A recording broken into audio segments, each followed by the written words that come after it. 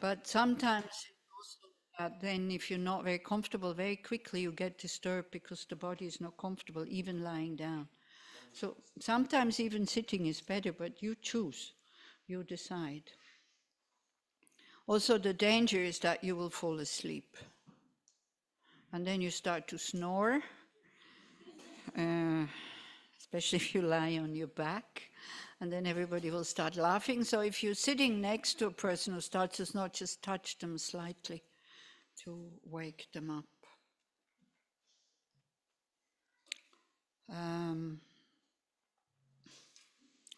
Also one exercise that we used to do maybe in longer courses or so is that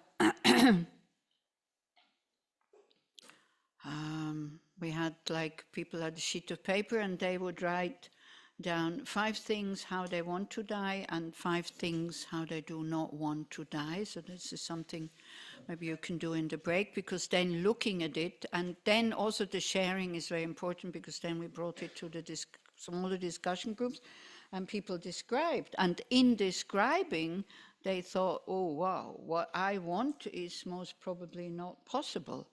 Because I wrote down, I want to die with my teacher next to me. He was at that time already 30 years older than me or something like that. So it's very, it's very improbable that he will be there. Then also I wrote down, I don't want this person to guide me through the death process because I didn't like her. Then I thought, but if you are there in that century, in that country, it will be her because she's usually doing it. So I better start working with my aversion I have towards her, which was very helpful because then that aversion was gone. So sometimes it's really good. It's good to know what we want, but we also have to see how realistic it is that it will really happen. And another thing is, when we visualize ourselves lying on the deathbed, to think, who do we want to be there? They might not come.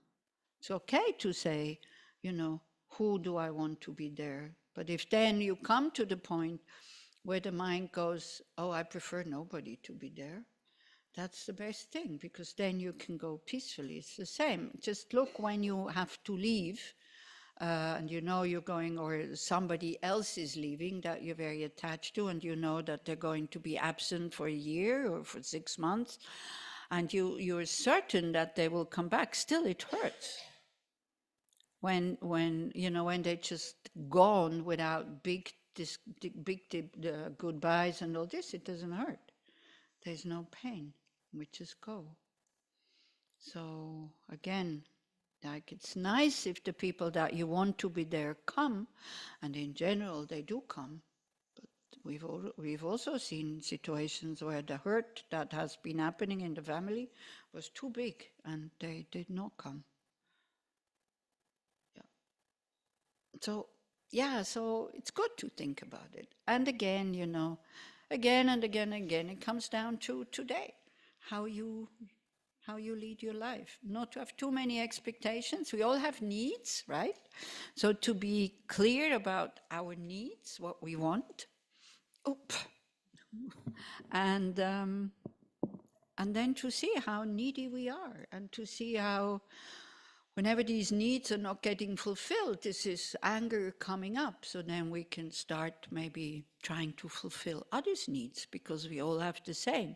And then it's almost like magic. Then a lot of in our mind changes. Treating people with respect, accepting them the way they are, if they're not dangerous. Of course, if they're dangerous, you keep away from them. That's fine also. Okay. So make yourselves comfortable as you can, either sitting. The lamas, they die sitting up in meditation, then they're dead, clinically dead, still sitting. Wow. If you have the opportunity to be there, then something really big is going on. And even with ordinary people, by the way. Once they, at the moment after they have died, you feel totally inspired, totally open, because they are in the clear light and you can feel it. So even dying can be of benefit to somebody, to touch their own heart. Maybe somebody has experienced that. And not being able to understand, saying, oh, my dad, my mom, they just died. Why do I feel so good?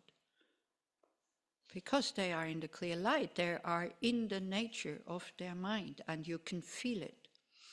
And then something changes, and we feel that the body also changes. We feel that the mind has gone. Then the mind goes out into the bardo, and like in the intermediate state, looking for another body.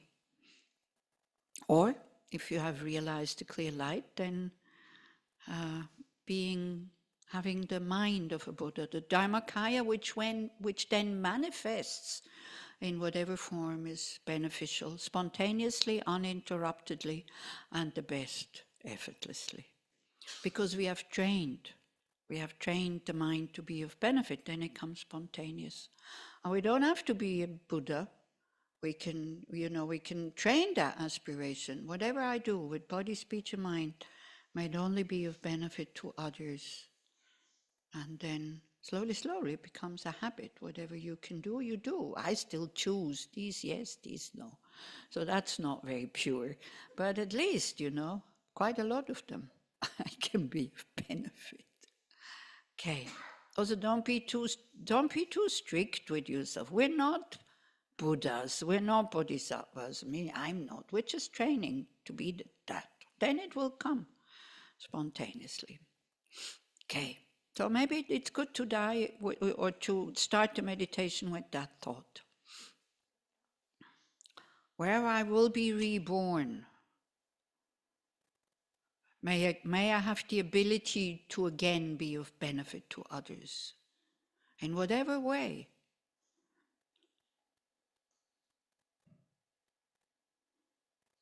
And to maybe assess, also a little bit look backwards in this life. Things that need to be arranged, that can still be arranged.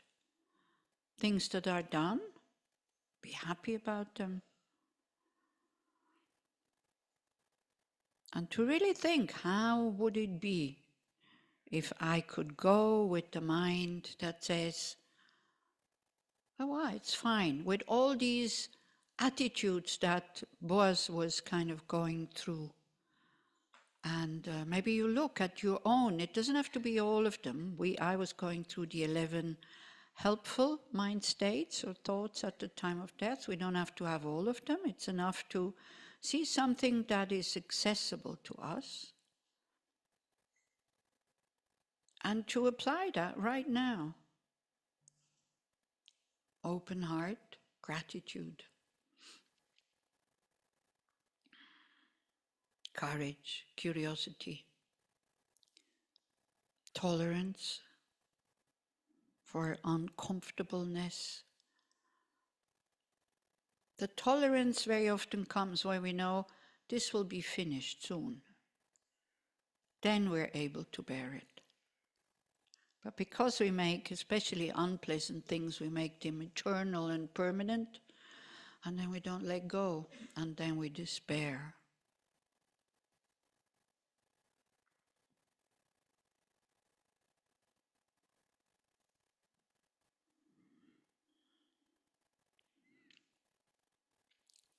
And just a thought, I'm ready to go. I had a good life. Whatever was unpleasant, I leave it behind. Whatever I take with me is the remembrance of all the kindness that I have received or that I was able to give. And see what these kind of thoughts are doing to your mind state.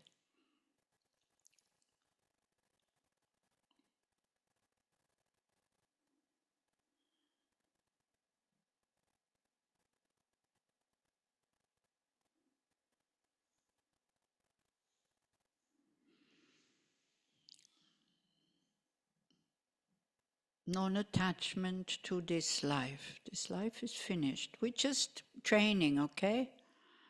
So again, don't take it to the extreme here. But to train. The moment will definitely come when the karma to be in this body is exhausted, it's finished.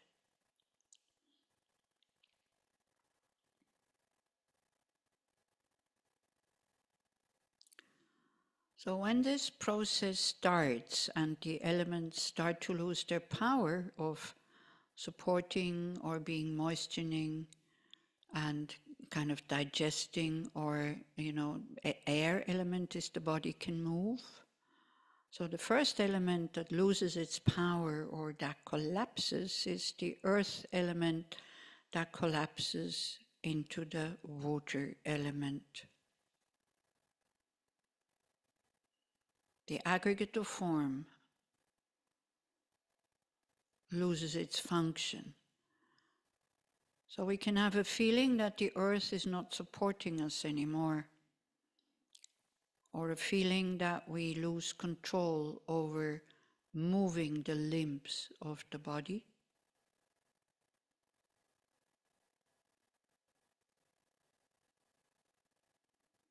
It could be that it is difficult or impossible to either close your eyelids or open them.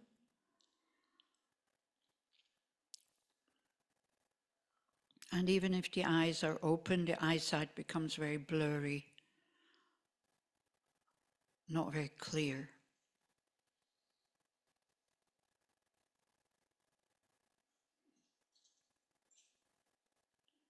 And you have an inner vision or an appearance of like a mirage.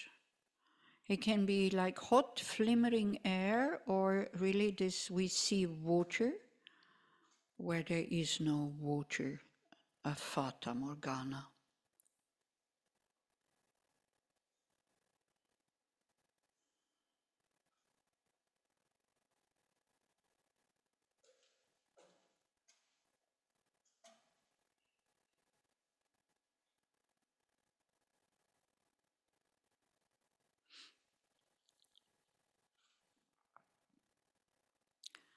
Then the next element that absorbs or loses its power is the water element. The body liquids start to dry up. Skin becomes very dry, mouth becomes very dry. It can be very unpleasant, but if we know this is normal, we don't need to get frustrated about it. Because also the aggregate of sensations or feelings loses its power. So you still have experiences of touch, but the feeling of it being pleasant or unpleasant is not there anymore.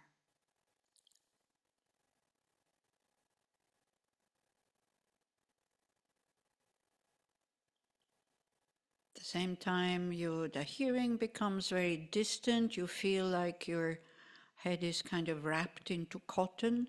The sounds are still perceived, but not clearly. And you have an appearance of smoke.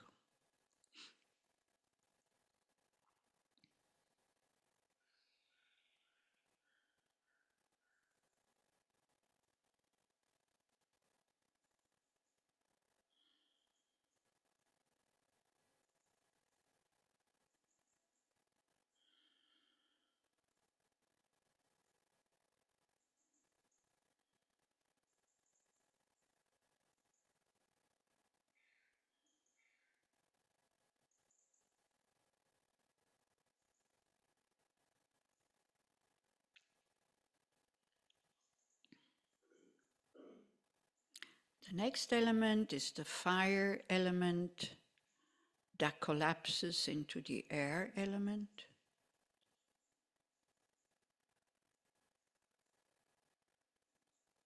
The aggregate of discrimination. Also the mind starts to disconnect from the outside world.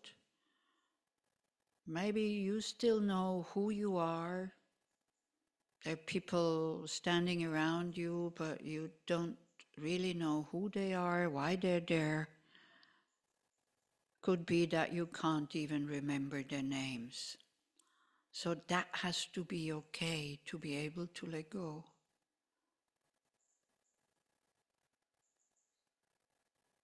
We're so used when we're younger, the good memory that we have, we recognize everything and everybody. But at the time of death, this capacity goes, and very often, even before. It's okay, it's normal, it's natural.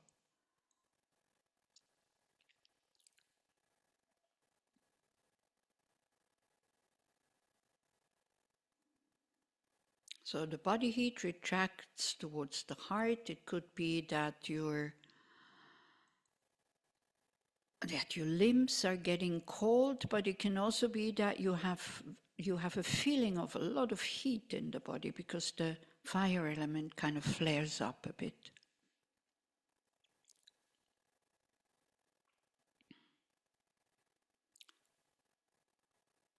Your inhalation is very difficult and exhalation is very long and strong.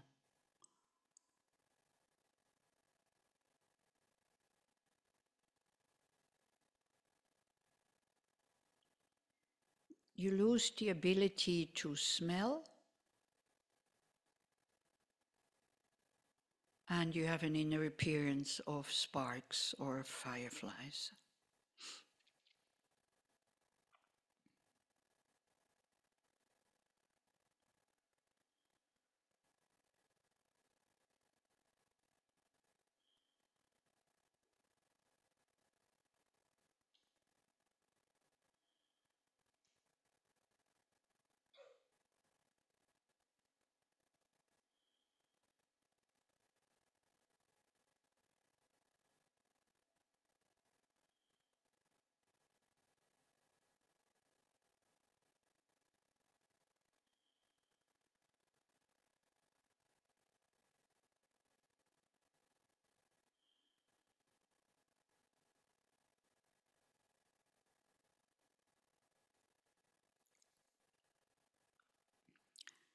Then next is the air element that kind of collapses into space or vacuum.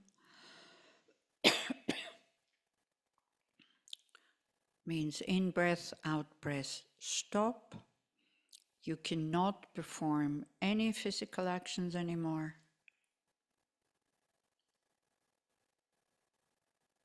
You lose the ability to touch and to taste.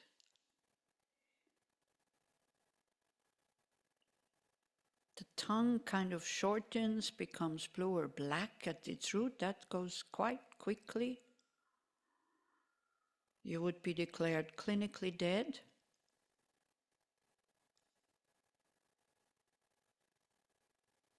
And you have an appearance of a very unstable light, like the light from a candle in one big dark room where there's a bit of air. So the candle is, or the light is moving, unstable, and just about to go out.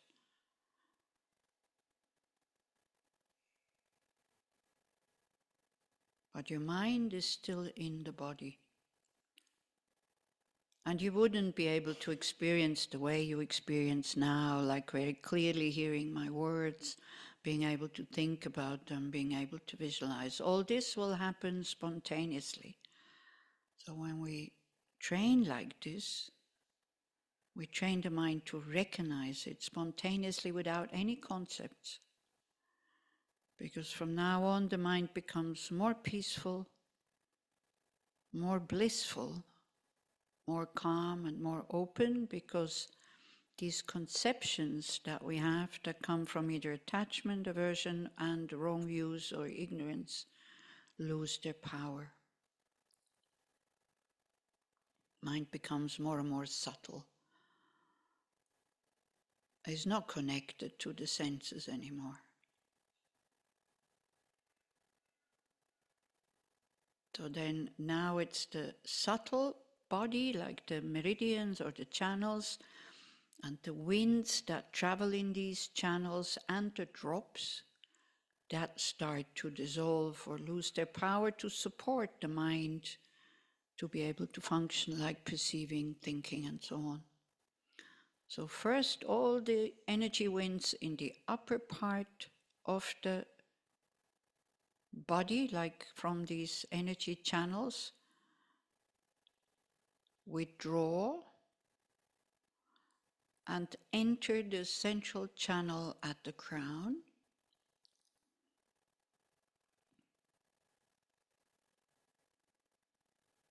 And there we have something that is called a white drop.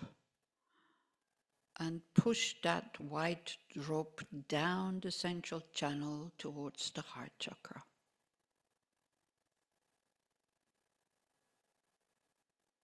And your appearance is a very clear vacuity filled with white light, like the reflection of the full moon on freshly fallen snow.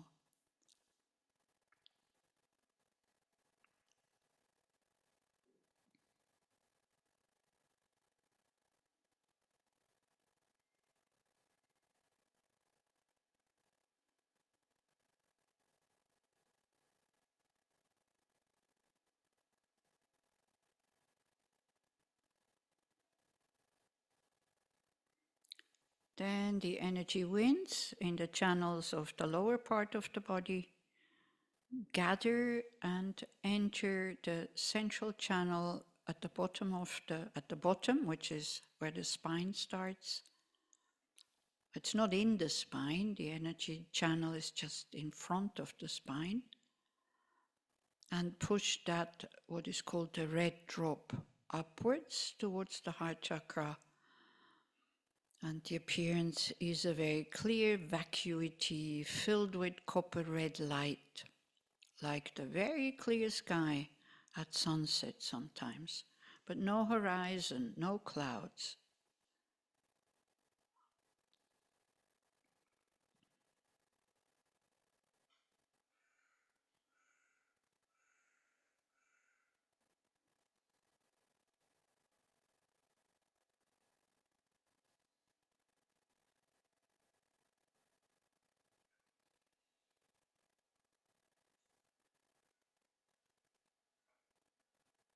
Then when these two drops meet at the heart, they get locked into what is called small sphere. And then the appearance is like utter darkness.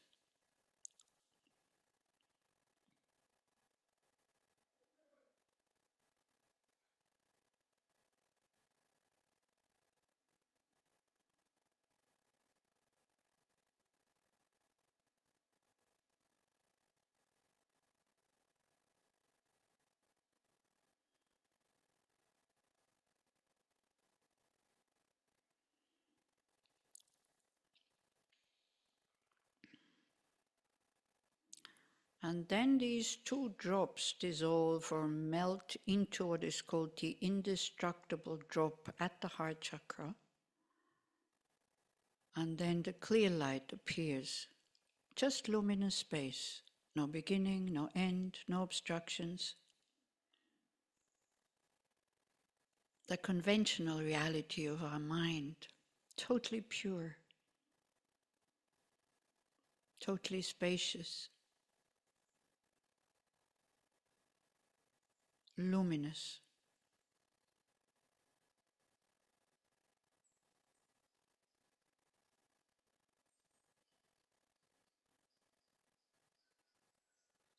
So again, whatever image comes up, just let it be like that, it's fine.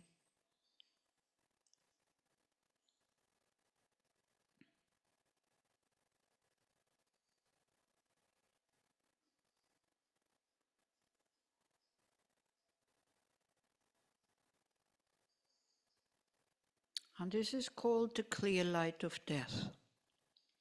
So that, if somebody is trained, can last quite a few days. The body is dead, but it doesn't decay. One meditates on absence of inherent existence, because that clear light is also empty and makes the mind familiar with the conventional nature, ultimate nature. If one is well trained, one has a direct experience of the clear light and the understanding of the clear light, the wisdom of emptiness coming together. And that's it. Then it's what is called the Dharmakaya, the mind of a Buddha with all the possibilities. But it doesn't happen through coincidence. It needs to be trained, recognized, instinctively, not through thoughts.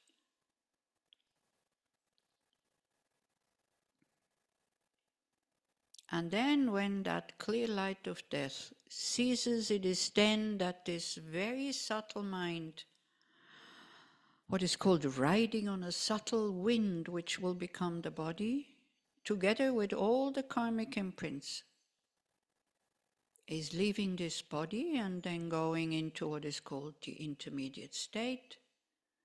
And according to whatever imprint or seed has been activated through an attitude, through a thought, through a mental factor at the beginning of this process, this will become the driving force for us to go towards our next existence. But we're not going there yet, so please, because I don't know how to bring you back. So now you come back to your body, and we do that in the reverse order, because that also, what we did is dying. And death is called when we are in the clear light of death, and then the clear light leaves, this subtle mind leaves your body. Then the body starts to decay. So now from the clear light, we go to the utter darkness.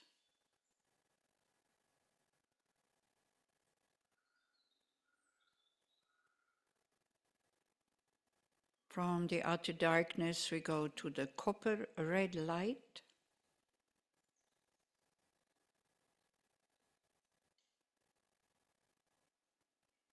From there to the white appearance.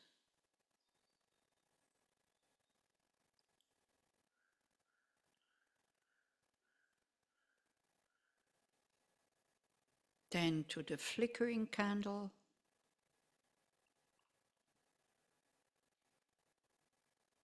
Then to the sparks.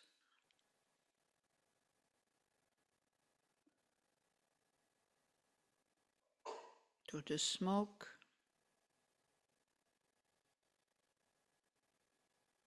Then to the mirage. And then you become really aware of your body. You feel the body touching the ground, the floor, how the earth is supporting us.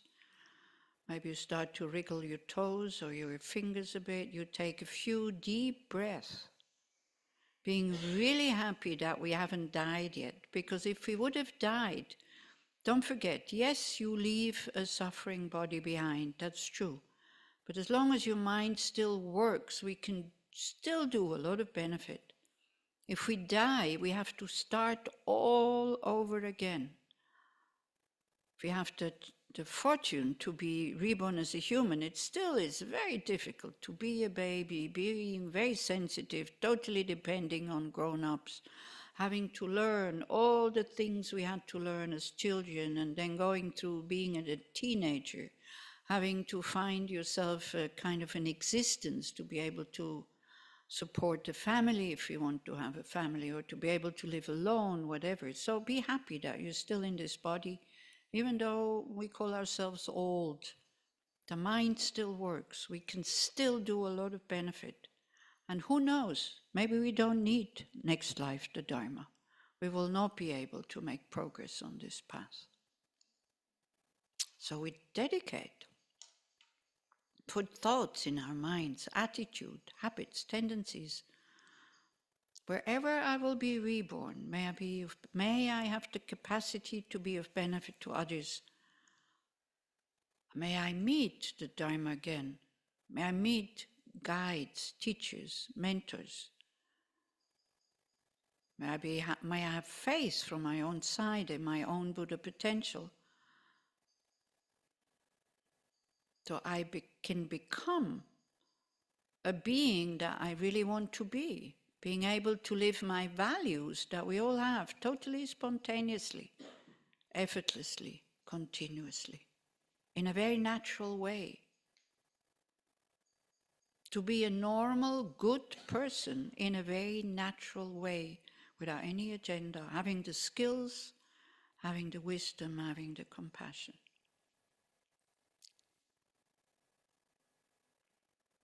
And when the moment of my death comes, may I be able to go through this just as I did now, calm, composed, interested, with an open heart.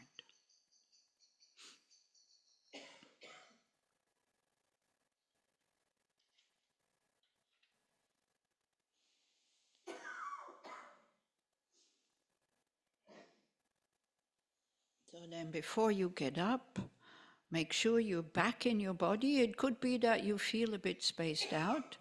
That is normal, because we've been in the clear light where there is just space. So it's good to really come back, to feel the body, to feel the breath, and to be happy that we can continue with our spiritual path. We don't have to start all over again yet. The moment will come when we have to start all over again, or when we will attain liberation.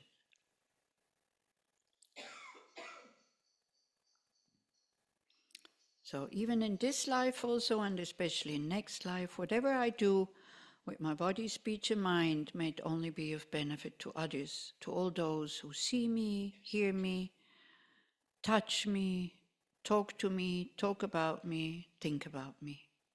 May it only be of benefit to them.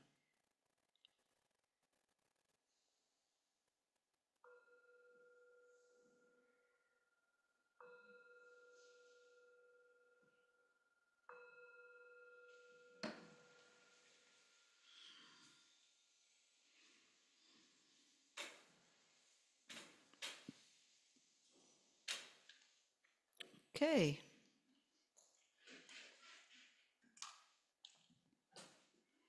Thank you very much. Try to feel very fortunate that you are, not because of me, because I don't know, this is not from me, this I also learned, but this is very, very precious to have such information. It could be helpful at the time of death or when you are with the dying person. So you have the chart, you have the recording. You can make your own recording also with these appearances. Just lie down. If you cannot fall asleep, if you have difficulties falling asleep, you can just visualize these appearances and this will help you go into sleep, maybe. Again, it's no guarantee anywhere. So like that. Okay, now is 5 o'clock. Is that right? Oh yeah, there. And am I okay? Is it okay? Was it going too far? So this also has changed. I used to go overtime and overtime and overtime, remember? So now I'm quite punctual. That's good. So is yes, he was very, very precise. And I got used to that. 1 hour and a half teaching, then short break, toilet, and then coming back and maybe answering questions. So when I first attended, I had just become a nun, and I had to sit on the stage there in Kopan, and Lama Zopa was teaching. I wasn't used to him. So he started. I needed to go to the toilet, but I thought, it's okay, for 1 hour I can still hold it. And he was teaching and going on 1 hour, 2 hours, 3 hours. I couldn't even listen anymore. I was thinking, I wonder if I am allowed to get up as a nun on the stage to go to the toilet. And all of a sudden, Rinpoche starts talking about toilets. This is what is increasing faith. Whatever thoughts you have, they just pull it out. Sometimes directly, sometimes indirectly. So I said, thank you, and I went. And then I came back. Also one guy who had this ability to sit, in full lotus for hours. And he was just, wow. And all of a sudden, Rinpoche says, during the teachings, there is no pizza in hell. So this guy afterwards, he said, I was thinking about pizza when I was sitting like a Buddha. So you see, it's good to hear stories like this, to see that these are not ordinary people, and we can trust them, but you have to find out yourself. So now is break, or is, no? Like, okay, then I go down. So we can use the time, just you can get up, stretch a little bit, move a little bit.